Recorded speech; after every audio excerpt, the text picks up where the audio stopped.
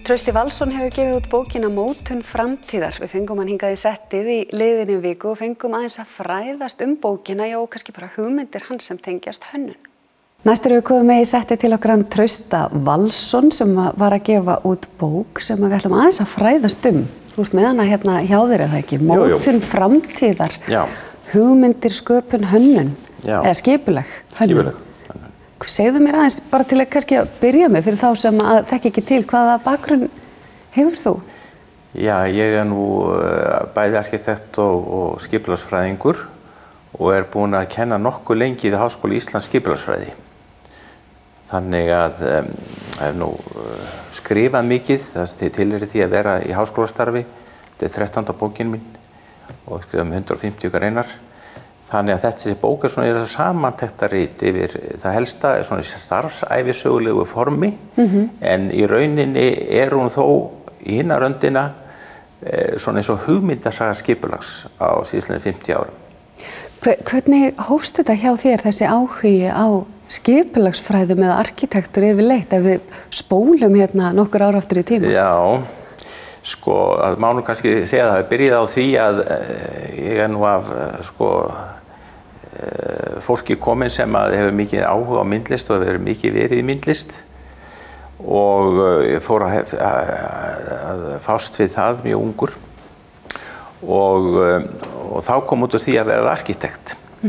En síðan þegar ég kom til Vestur-Berlínar í nám, þá var það í meiri hippabyltingunni og hérna þá var það formúlan hjá stúdentunum í skólanum á þeim tíma að arkitektúr og að hanna hús, það væri þjónkun við yfirstéttina og svona eitthvað hálfgert bara snobb að vera í því. Þannig að, og svo var að vera að segja við okkur, þið að reyna að taka þátt í því að breyta samfélaginu og þá fórum menn gjarnan yfir í skipulagsfræði því að skipulagsfræði fjalla mjög mikið mótun samfélagsins, ekki bara borgarsamfélagsins, heldur bara almennt. Og hvaða hluta af þessu heillaði þig? Þannig að þú hefur farið inn á þær brautir frekar að vilja taka þátt í? Já, maður var eiginlega að fljóta með straumnum á þessum hippa árum.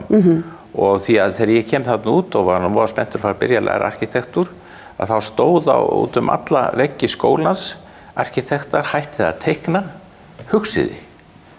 Og þetta var mjög róttækt tímabil. Það hefur haft mikil áhrif á þig? Já, það hefur mikil áhrif á mig. Já. Og hvað tekur þá við hjá þér? Í hvað átt þróast þetta hefur? Jú, síðan bara klára ég námið þarna í sameiginlegri braut, arkitektúrs og skipulags og svo heppinn ég kem heim að fá starf hjá borginni strax við skipulag í Reykjavík og starfað þar í 6 ár, var mjög heppinn það með verkefni, en síðan ákveði ég það að því að Kalifornía var alltaf búin að vera svolítið draumurinn hjá mér að fara þangað í doktorsnám. Og þar var ég í mjög góðu yfirlæti og í svokölluðu umhverfisskipulagi, þar að taka tillit til umhverfisþátta í skipulagi.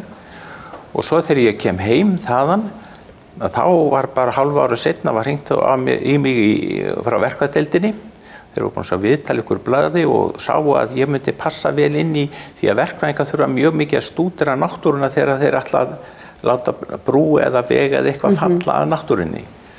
Svo ég fékk bara einlega starf strax. Nákvæmlega. Þegar þú horfir yfir ferilinn, hvað stendur nú upp úr hjá þér? Hvað finnst þér, hvað ertu ánægðastur með eða stoltastur af á ferlinum? Eitthvað sem poppar upp í hugan strax? Já, ég var nú ofboðslega heppinn að við komum þarna í kjölfar á Danskaskipulaginu Reykjavík sem voru rosalega erfitt og margar vittleysur þá í skipulagsfræði heimsins í gangi og við vorum í því að endurskoða aðalskipulagið, þetta danska sem var unnið af dönsku sérfræðingum að mestu leyti og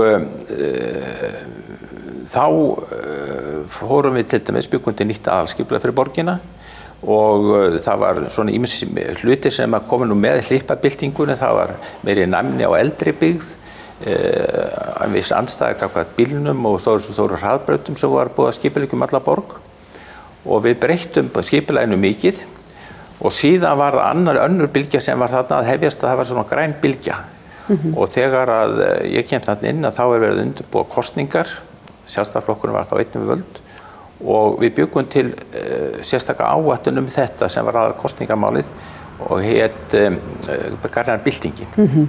Alveg rétt. Og sem sagt að maður verið heppinn að koma inn í svona þessa helstu nýju strauma. Núna erum við að horfa á tíma sem eru mjög sérstakir á Íslandi að því leyti að við erum að fá mikið af ferðamönnum til Íslands og það er ýmislegt sem þarf að gerast í innviðunum til þess að landið ráði við það. Hefur ykkur á svona ráðleggingar til þeirra sem er að huga að einmitt breyttum vegum, salernisaðstæðum og svo framvegis? Sko, við erum svolítið eftir á því miður. Þetta er náttúrulega að gera svo hratt þessi miklu aukning og það er kannski eðlilegt að stjórnvöld og bara þeir sem að eiga að búa til þessi innviði og laga þetta. En það sem er mér alltaf efst í huga að þetta er orðið of álag á suðvesturhorninu og þá gildir það að opna straum í ferð með þjónustunnar betri leið út á land. Náttúrulega með vegabótum það fyrst og fremst. Og ég hef lengi talað fyrir hálendisvegum og ef þessi stóri ávinningur til þess að kemur vegur hérna Kjalveg eða eitthvað og til Akureyrar að þá væri það hægt að vera að bjóða upp á hringleiðir. Það þyrfti fólk ekki að aka fyrst til Akureyrar og svo tilbaka til Reykjavíkur sama veginn, heldur skapast hringleið. Fyrir utan það að þetta er styttri leið til Akureyrar og myndi þess vegna bæta samkeppnisstöðu og stöðu Akureyrar almennt. Nákvæmlega. En að lokum, bókin þín, Mótun framtíðar, það er bæði mynddiskur sem fylgir og þetta fallegar myndir og svo framvegis. Þú að segja okkur aðeins að lokum frá henni sjálfri. Þetta er eins konar samansafn af ýmsu sem þú gert 13 bækur en nú ansi veglegt fyrir starfsæfi.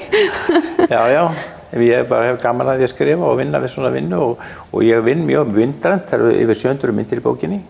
Og svo á ég svo mikið vídeósafn og fekk frá sjónvarpsstöðvunum að taka búta. En það er kannski einfaldast fyrir mig bara að segja að ég bjó til heimasíðu eða Facebook-síðu fyrir bókina sem heitir sama hún, Mótun framtíðar og þar eru 3 kynningarmyndbönd bókina og mynddiskinn. Það sé ekki bara einfaldast að segja að fólki að fara þangað og horfa á það þar. Nákvæmlega. Og þessa bók eru þetta hægt að nálgast í bókabúðum? Já, það komur allstaðar í bókabúðir.